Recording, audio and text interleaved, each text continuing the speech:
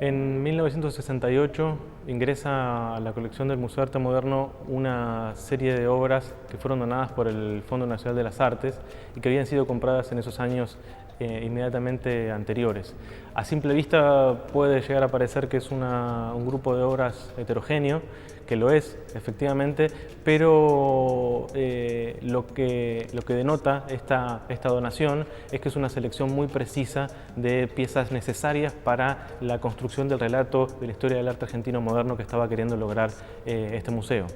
La historia del Museo de Arte Moderno y la del Fondo Nacional de las Artes son casi historias primas hermanas porque tienen su nacimiento aproximadamente en los mismos años, y el Fondo Nacional de las Artes lo que hace durante esos años, aproximadamente hasta el año 71, es adquirir obras en galerías privadas de Buenos Aires y en remates, por ejemplo, con el objetivo de donarlas a las distintas instituciones públicas artísticas de la ciudad.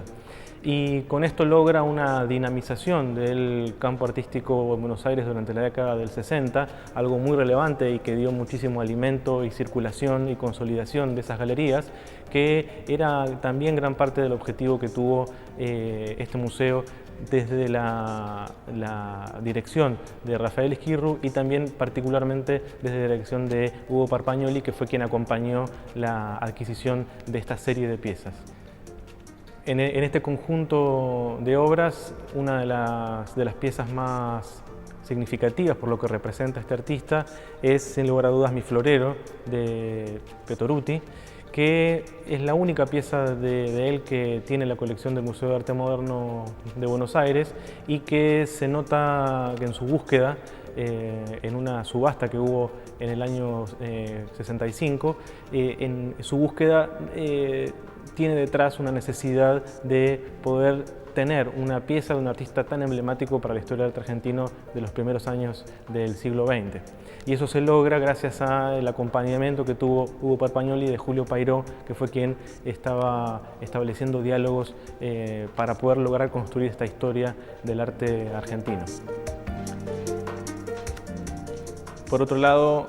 dentro de esta colección hay una serie de piezas que están reconocidas como de artistas que se agruparon bajo el nombre de arte generativo o pintura generativa, que era un grupo de artistas que estaban desarrollándose apenas desde fines de la década del 50 y que estaban releyendo la herencia del arte concreto inmediatamente anterior que los había precedido, y dentro de esta colección, para terminar de cerrar esas compras, esas adquisiciones y puntualmente las donaciones de los artistas, es que se dona el Fondo Nacional de las Artes esta pintura generativa de Miguel Ángel Vidal.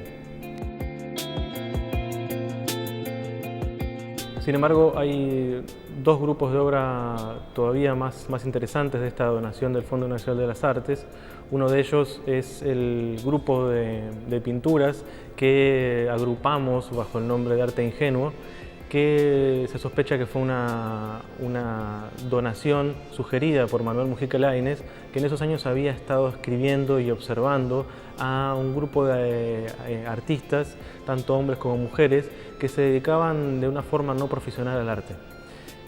Su objetivo fue analizar y agrupar bajo esta extraña etiqueta a grupos de artistas, o mejor dicho, artistas en particular como Dinora Pastorello, como Carlota Reina, como Casimiro Domingo, por ejemplo, que ingresan ese año a la colección del Museo de Arte Moderno de Buenos Aires y que subrayan que el campo artístico estaba activo también incluso en los márgenes, que no era solamente, como decíamos antes, Petoruti o Miguel Ángel Vidal, por ejemplo, sino que el Museo de Arte Moderno estaba atento a todos los rincones del campo artístico que se estaban desarrollando en esos años, porque incluso pensemos que en un momento en el cual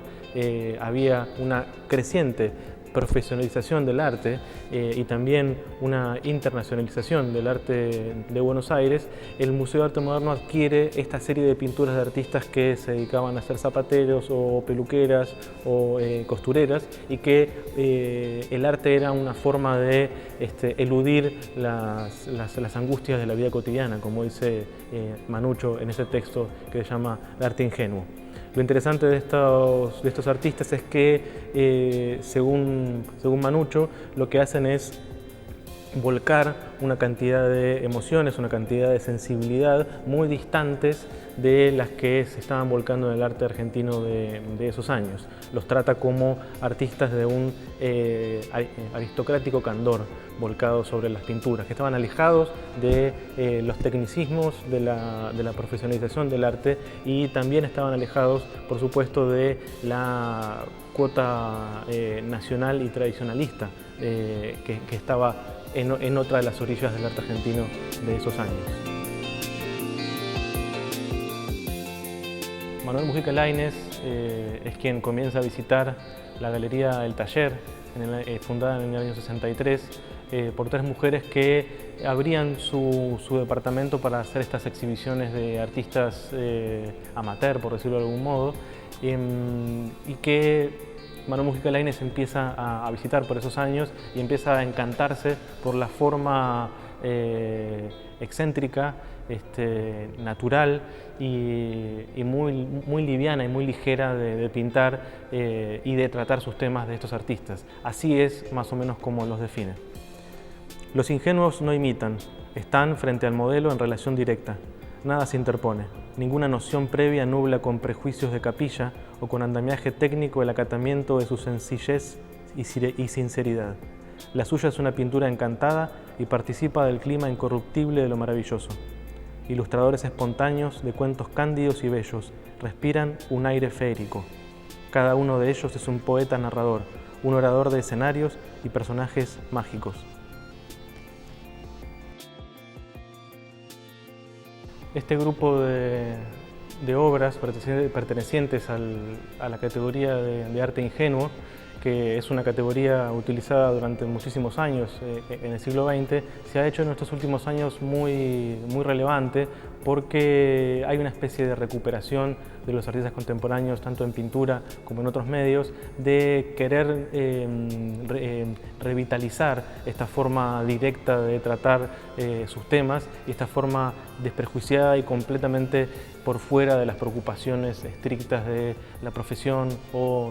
de la técnica. Sin ir más lejos, un artista que ha exhibido en este museo, que está tangencialmente vinculada con esta forma de pensar a sus personajes, a sus imágenes y las emociones tiernas que los rodean, fue claramente la exhibición de Clara Borrás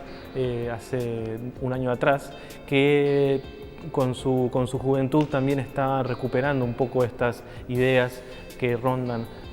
a través y detrás de las pinturas de arte ingenuo de la década del 60.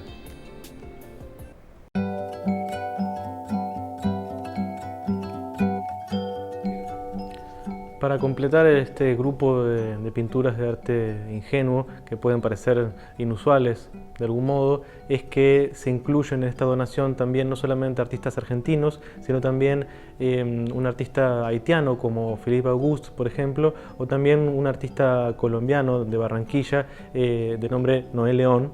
que le dan un carácter más internacional, más global a este renacimiento del interés por la pintura ingenua. Y este pintor colombiano en particular ha tenido mucho renombre de la década del 60 en adelante en su pueblo, al punto de que Marta Traba ha escrito un texto muy hermoso sobre él y lo define, creo, de un modo muy particular para entender cuál es el grupo, cuál es la característica que reúne a muchos de estos pintores. Ella dice: no necesitaba hurgar en las causas o en los cofres de familia para encontrar las fuentes perdidas de la ternura. Su ternura es la gente, el paisaje, los animales, la vida elemental a la cual no ha tenido que regresar con angustia porque nunca salió de ella. Esta capacidad de ternura que concentran estos pintores ingenuos es algo también de que se puede ver no solamente las formas de tratar la materia pictórica, sino también esta necesidad de volver a ciertas características supuestamente infantiles de sentimientos de ternura. Es algo que también se puede ver incluso en otra de las piezas que es incluida dentro de esta donación, no como arte ingenuo, sino de un artista bastante reconocido del ámbito argentino, que es Nicolás García Uriburu. Es justamente en esta serie de colectivos donde él está de algún modo u otro tangencialmente cercano a este tipo de pintores ingenuos, como se los nombraba en esos años. Por último, es interesante rescatar otras dos piezas incluidas dentro de esta donación del Fondo Nacional de las Artes y que objetivamente de algún modo están subrayando los márgenes en los cuales se estaba moviendo el circuito artístico de Buenos Aires, y con esto me refiero no solamente a lo que decíamos antes del arte ingenuo, sino en este caso en particular a dos tapices, dos piezas de arte textil, una de ellas de un artista quizás muy conocido para el campo artístico de Buenos Aires, que es Horacio Butler, que comienza a realizar estos tapices alrededor de la década del 60 y son obras muy preciosistas alrededor de su forma de entender el paisaje del Delta en particular, que es donde él comienza a vivir y a tener su taller en la década del 30 cuando vuelve de Europa. Y estos tapices son una forma romántica de algún modo de Butler de acercarse no solo a la naturaleza y a una idea de comunidad artística en el Delta, sino también en particular a prácticas de oficios alternativas a lo que estaba siendo preponderante en el arte de la década de esos años, ¿no? Y en particular también está la donación de la pieza comprada por el Fondo Nacional de las Artes de una obra de Gracia Cutuli, que con muchos años de diferencia con Horacio Butler estaba en esos años comenzando a hacer una revalorización del arte textil. Por ejemplo, en el preciso año en el cual es producida la pieza que está dentro de la colección del museo, ella funda una de las primeras galerías de arte textil en Sudamérica, que es la Galería del Sol. A través de ella es que el legado y el futuro del arte textil comienza a ser una preocupación para esas décadas siguientes del arte argentino,